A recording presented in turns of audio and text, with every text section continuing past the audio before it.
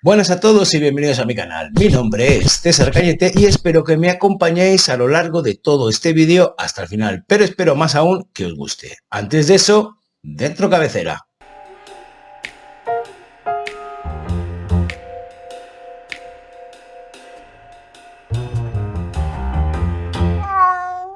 Bien, hoy os traigo un vídeo que ya es algo acostumbrado en este canal cuando quiero ir agrupando libros o hablaros de ciertos libros, pero no lo hago de mes en mes. Es el típico wrap up 5x1, solo que he añadido una pequeñísima modificación y es que he añadido un libro más. Así que en esta ocasión y para este vídeo os voy a hablar no de 5 libros, sino de 6. Y vamos con el primero, que además lo tengo en la mano, que no es otro que Los astronautas, que es una novedad de Laura Ferrero.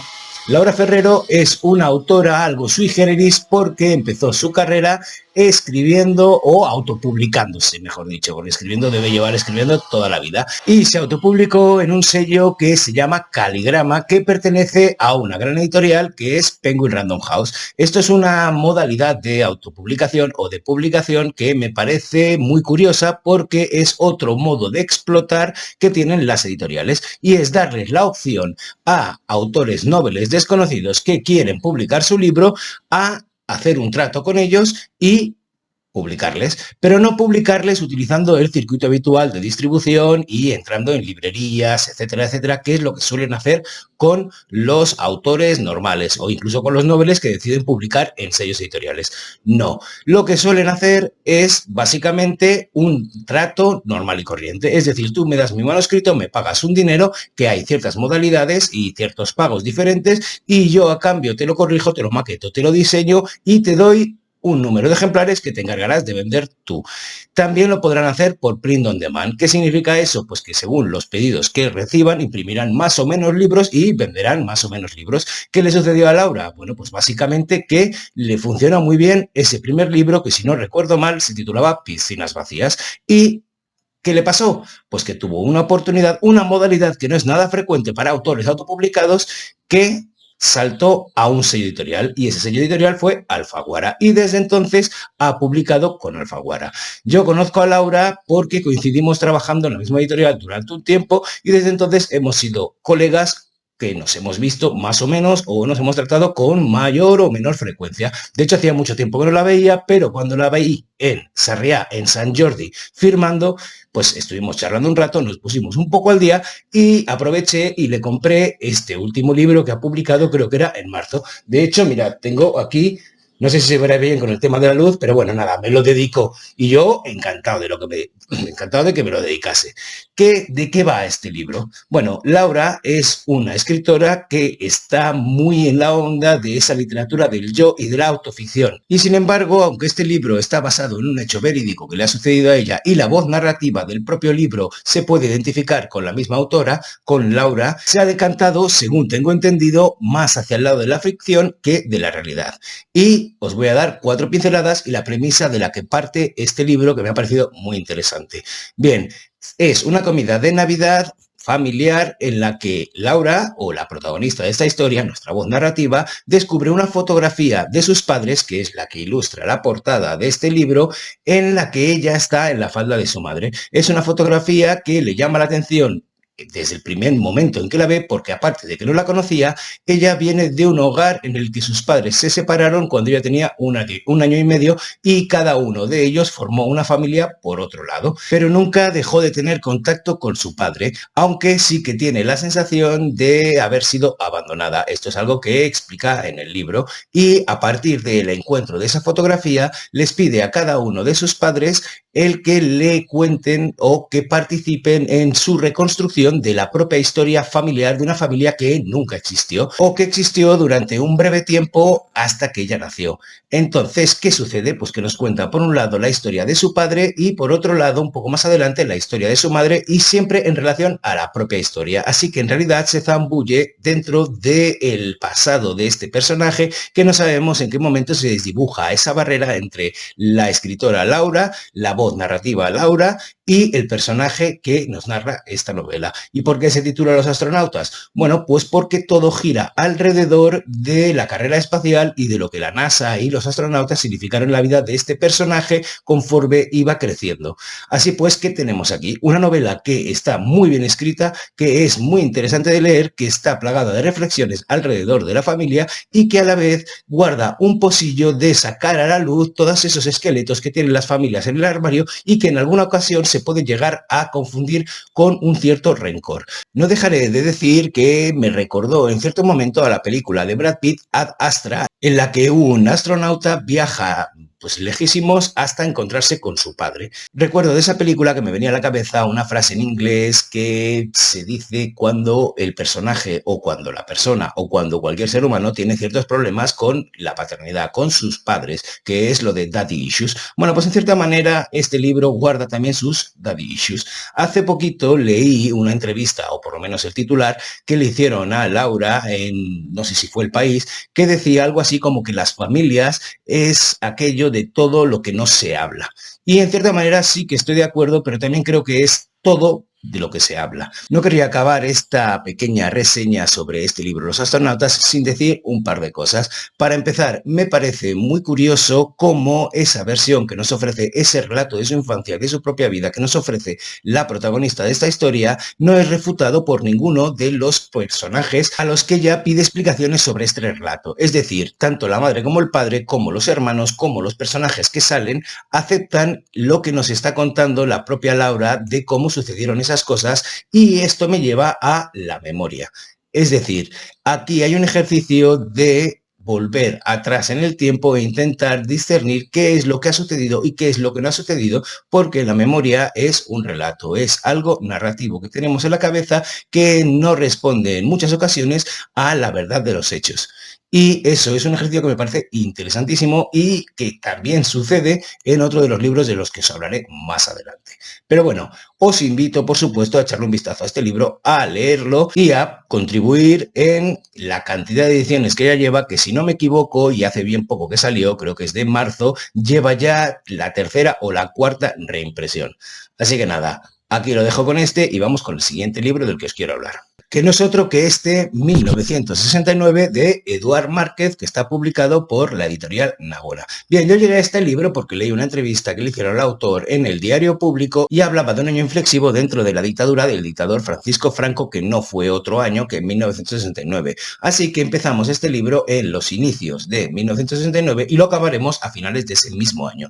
Pero lo que me llamó más la atención es el objetivo que se había marcado este autor de hablar de una manera poliédrica, completamente variada de ese mismo año. Y lo hizo a través de documentos oficiales, desde noticias en los periódicos, pasando por testimonios de personas reales que en aquel momento estaban en un lado u otro, es decir, eran luchadores antifranquistas, o del continuismo de un régimen que llevaba ya 30 años, porque durante ese año se cumplen los 30 años desde el final de la guerra civil, aplicando sus políticas y su terror a la población, bueno, terror, su represión absoluta, su censura absoluta a todo lo que no fuera lo que el régimen quería. De esta manera me parece también muy interesante que no tengamos un narrador real en toda la novela. Es una de las pocas novelas que me he encontrado que no tenemos una voz lo suficientemente potente para que aúne toda la historia que nos cuenta. Es decir, la multiplicidad de voces es enorme y aquí el escritor lo que ha hecho es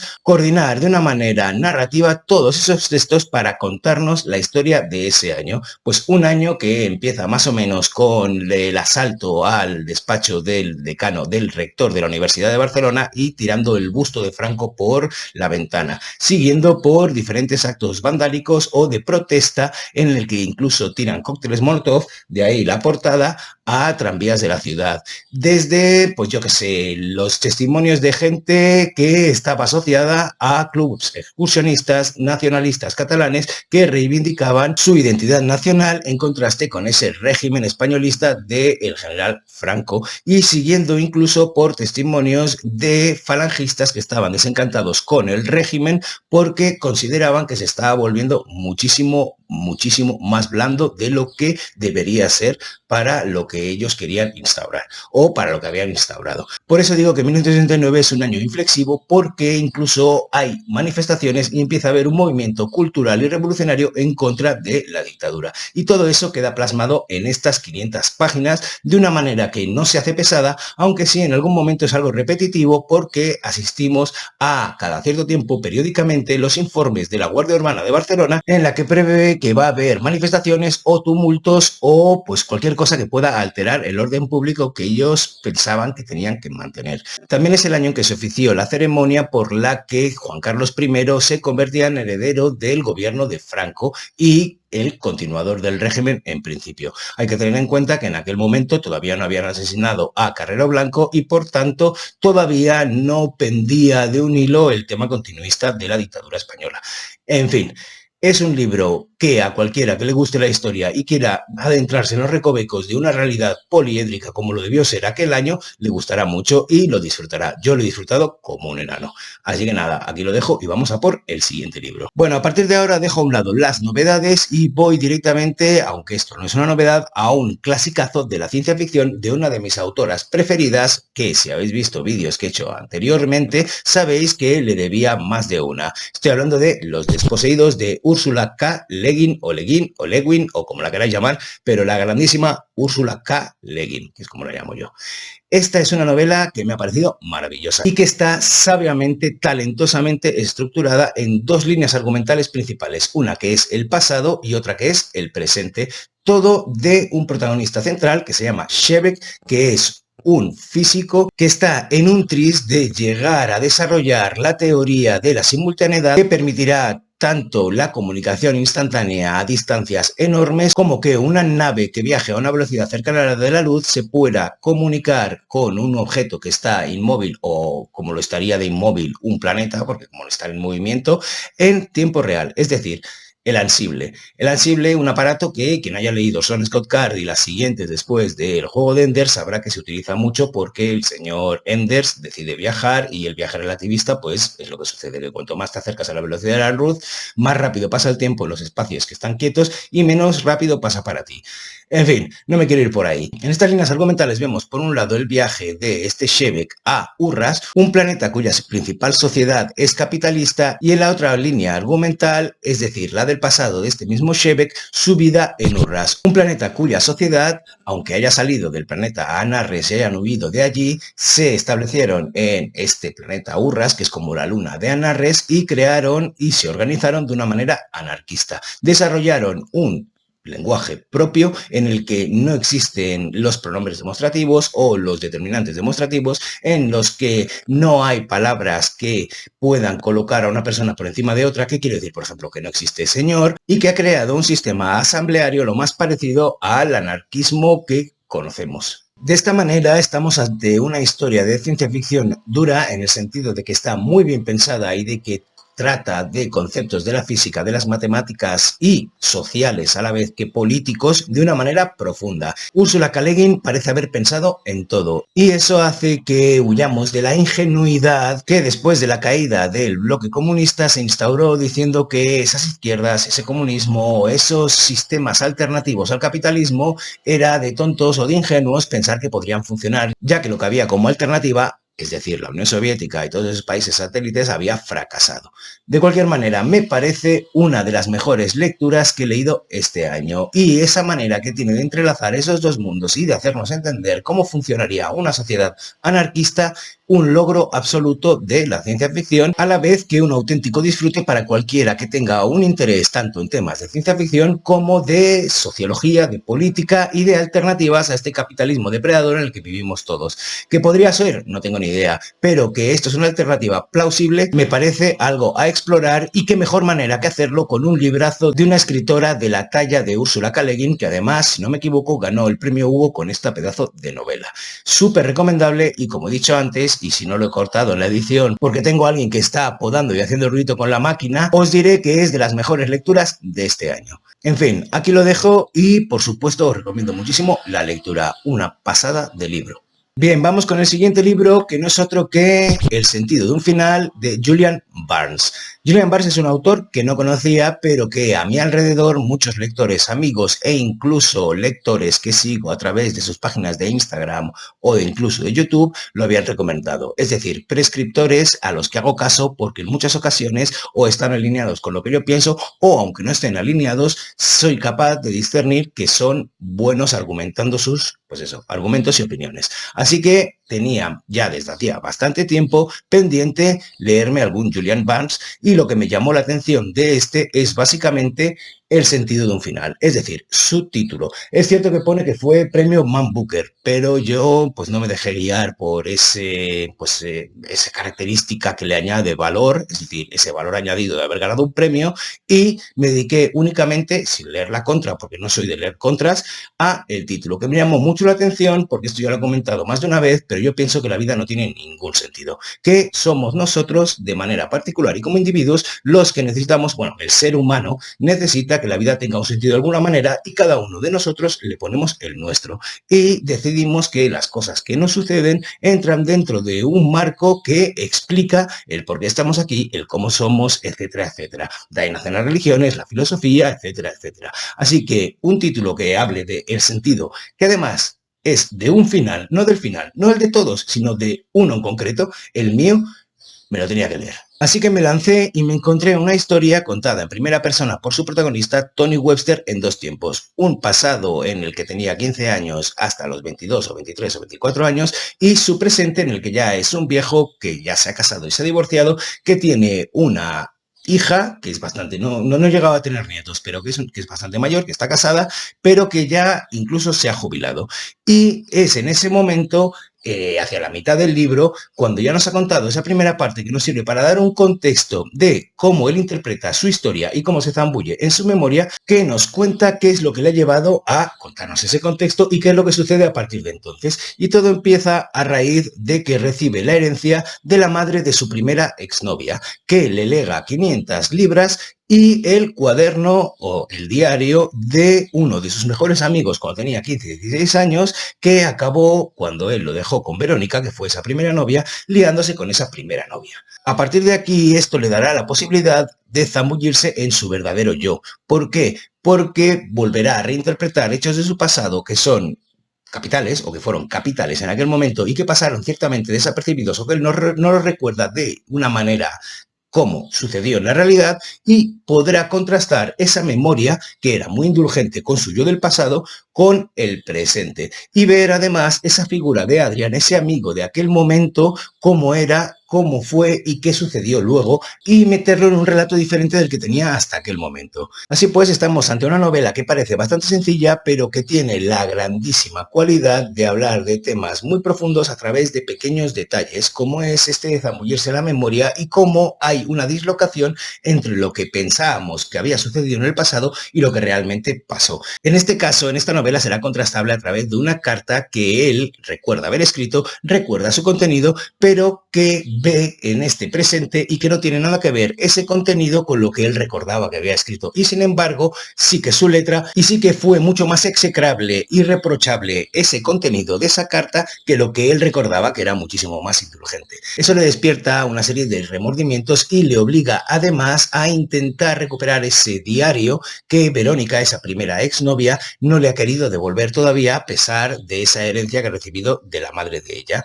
De cualquier manera, llega un punto en el que ya no es tanto el diario lo que necesita saber, sino volver a recorrer ese pasado para volver a redistribuir ese mundo en el que vive ahora y quién es él en ese lugar. Así pues, aquí estamos hablando a través de algo bastante nimio de identidad, de memoria y de quiénes somos o quiénes fuimos y dónde estamos ahora según ese quiénes fuimos y cómo nos contamos que éramos y cómo nos ha configurado eso en el presente. Ya os digo, estoy hablando de una novela que igual no son más de 200 páginas, no llega a las 200 páginas, pero que trata con suficiente profundidad a través de una ligereza que te hace leerlo en un tristras de temas profundos como los que decía, la identidad, la memoria y el mundo como creemos que es o la mirada que tenemos a nuestro mundo y cómo choca eso con una realidad que es contrastable. Así pues, una maravilla, el sentido de un final que os recomiendo muchísimo que leáis porque es un gustazo.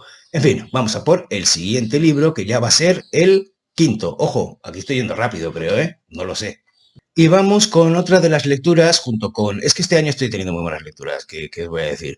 Otra de las lecturas que ha sido una muy buena lectura en lo que llevamos de año, que no es otra que Catedral de Raymond Carver, otro de esos autores que tenía y que sonaban en mi número de libros por leer, que todavía no había tenido el gusto de leer. Y aquí tengo este libro que recoge un puñado amplio de relatos de este autor del realismo sucio americano, que es una maravilla. Creo que murió en el 89 y solo tenía 50 añitos. Es una auténtica pena, porque creo que nos hubiese dejado un montón de libros más, de cuentos más, de relatos más, que, en mi humilde opinión, dejan la literatura americana a una altura súper honrosa y que no tiene nada que envidiarle a ninguna otra literatura, a pesar de la juventud como nación que tiene ese país.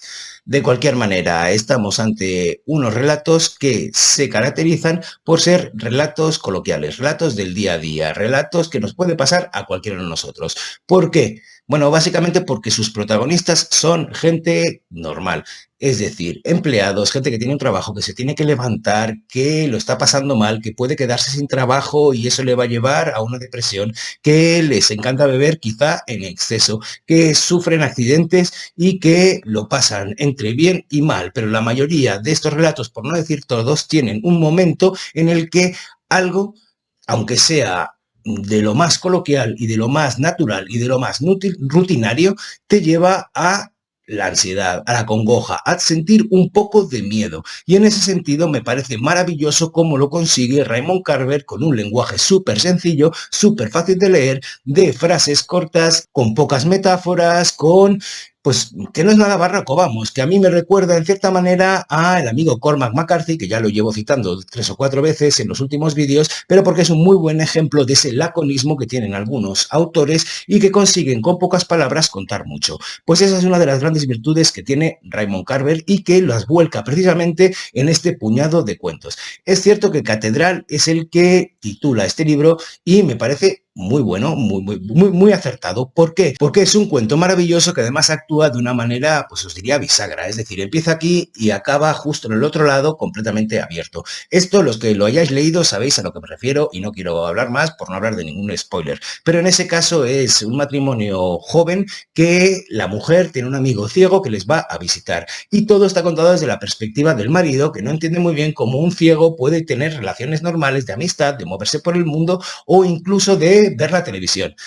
Y eso, al final del relato, acaba entendiéndolo perfectamente. Y lo entendemos también nosotros, por ende. Pero quiero poner el acento sobre otro de los cuentos que para mí es el más heavy y el que más me ha acongojado, que es Parece una tontería. Y solo os diré cómo empieza, que es una madre va a pedir a una pastelería una tarta para recogerla el lunes, que es el cumpleaños, creo que el 10º cumpleaños de su hijo. ¿Y qué sucede? Que el hijo está volviendo del colegio y va en bici y un coche le da un golpe, cae, se da un golpe en la cabeza, parece que todo está bien, pero cuando llega a casa, el coche se va, por supuesto, un hit and run de toda la vida, cuando llega a casa se desploma y lo ingresa en un hospital. No os cuento el resto del cuento, pero el desasosiego, la congoja y a lo que te lleva es brutal. Lo tendréis que leer, lo recuerdo y se me ha quedado grabado en la cabeza. Catedral, otro de esos libros de este año que me ha volado la cabeza y que recomiendo muchísimo. Ese realismo sucio, ese alcohol excesivo, esa sordidez, esa naturalidad, esa rutina, esa amalgama de un montón de temas que toca, que parece que son poca cosa, pero al final es la vida diaria de todos nosotros, consigue que esos cuentos sean imprescindibles de leer. Así que nada, ahí queda. Catedral de Raymond Carver. Bueno, y acabo este wrap-up 6x1 con mi primer acercamiento a Amélie Nothomb, la autora belga que escribe en francés y decidí en el momento que iba a zambullirme en sus páginas en coger esta novela que se titula Matar al padre. A ver, he dicho que es novela, pero yo lo llamaría más bien nouvelle, porque su extensión es bastante corta y te lo lees de una sentada tranquilamente. Creo que eran 136, 140 páginas, muy poquito. Y viendo la portada pensé, bueno, pues como tengo entendido que Amélie Nothomb hace mucha autoficción, me va a contar una historia edípica sofocliana, la tragedia de Sófocles de Edipo Rey, sobre cómo ella mató metafóricamente a su padre. Bueno, estas cosas me interesan, como os decía antes de las Daddy Issues del libro de Laura Ferrero, Los astronautas. Bueno, pues en este caso también pensaba que me encontraría algo así, porque además ella sale en la portada, pero se ve que eso es un sello distintivo de los libros que publica, al menos en Anagrama, que hable de lo que hable, siempre sale ella en la portada. Y aquí, en esta novela, ella solo sale al principio para explicarnos que va a la celebración de un local en París de los 10 años de su fundación y se encuentra a un tipo jugando al póker, desplumando a todos los de la mesa con un movimiento de manos asombroso y a otro en la barra 30 años o los no sé cuántos años mayor que ese otro tipo que lo vigila constantemente. Eso le llama la atención y a partir de entonces nos cuenta la historia de estos dos personajes y por qué están de la manera que están en ese local. Bien, nos cuenta la historia del jovencito que tenía 15 años cuando dejó su casa y tenía una habilidad de las manos pasmosa, quería convertirse en mago. Da la casualidad, o no es casualidad, pero bueno, que vivía en Nevada, el estado de Estados Unidos, donde si quieres jugar a juegos de manos, juegos de villanos, es el mejor lugar. Así que nos cuenta cómo se fue o cómo le recomendaron a este crío de 15 años que había dejado su casa y vivía por su cuenta haciendo trucos por la calle, que le habían recomendado que fuese a buscar al mejor mago y prestidigitador de ese momento, y es lo que hace. Cuando va a él, le enseña los 4 trucos que sabe, el otro se queda pasmado de lo bien que sabe y le acoge como maestro para desarrollar este arte, esta magia, esta habilidad con las manos y con las cartas. Bien, a partir de ahí nos cuenta en realidad una especie de fábula, una especie de cuento que a mí su lenguaje me recordó muchísimo a los cuentos clásicos y también al lenguaje de la Biblia, en cierta manera. Ya sé que igual no tiene mucho que ver, pero por otro lado igual sí tiene mucho que ver con esta historia de padres e hijos, porque siempre hay una relación entre estos dos personajes como paterno-filial y la lucha edípica entre ambos con el festival de Burning Man, que es el festival que hacen cada año en el desierto, como telón de fondo, a la vez que la pareja de este mago también se ve involucrada. No quiero contaros mucho más que daros estas 4 pinceladas de qué va y deciros que en cierta manera recuerda a películas como El Golpe o como Nueve Reinas, con lo típico del juego detrás, pero también con un giro al final que llama mucho la atención. Bien, no es un mal libro, no es una mala aproximación a Amélie Nothomb, pero no es nada de lo que esperaba y, aunque me está bien, tampoco me parece un grandísimo libro. ¿Qué os voy a decir? Me sabe mal, porque si es una autora que es muy polémica, por lo que tengo entendido, me gustaría haberme encontrado con algo un poquito más, con un poquito más de dicha. Y eso que está bastante bien el libro, no os digo que no, pero te lo lees en una sentada y me parece más, lo que os digo, una fábula que una historia. Hay veces que no me creo los personajes, pero entras porque ya la manera que está escrito te permite suspender un poquito más la incredulidad de lo que harías normalmente. Así que, bueno, si os lo queréis leer, seguro que lo disfrutáis, pero para mí no ha sido una grandísima novela, y menos aún teniendo en cuenta, pues eso, que son 140 páginas, igual me han cobrado una pasta por este libro, que eso ya es cosa mía. También os digo, las expectativas con las que yo iba a conocer a la amiga Amélie no se han colmado aquí y por eso quizá me he llevado, no os voy a decir una decepción, porque no es una decepción, está bien, pero creo que si me lo hubiese leído en cualquier otro formato, en un libro que me hubiese comprado, me hubiese sabido mucho mejor. Y eso no tiene nada que ver con el propio libro. Ojo, también os lo digo,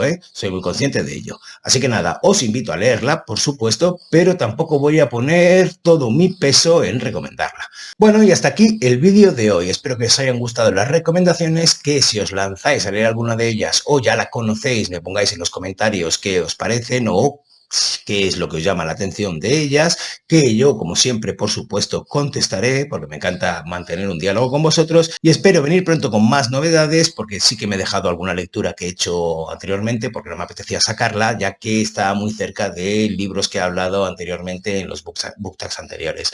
Así que nada, ya lo dejo aquí, solo me queda deciros aquello que os digo siempre, que ante el vicio de pedir está la virtud de no dar, pero como yo soy un vicioso, os voy a pedir que me deis likes, que me escribáis en los comentarios que os dé la gana, que os suscribáis al canal, que miréis en el cajón de comentarios mis links a mis libros, por si os apetece echarle un vistazo, que le deis a la campanilla para saber cuándo publico más contenido de este estilo y que, por supuesto, si os ha gustado, lo compartáis con vuestros colegas. Yo estaré encantado. Y ahora sí que sí.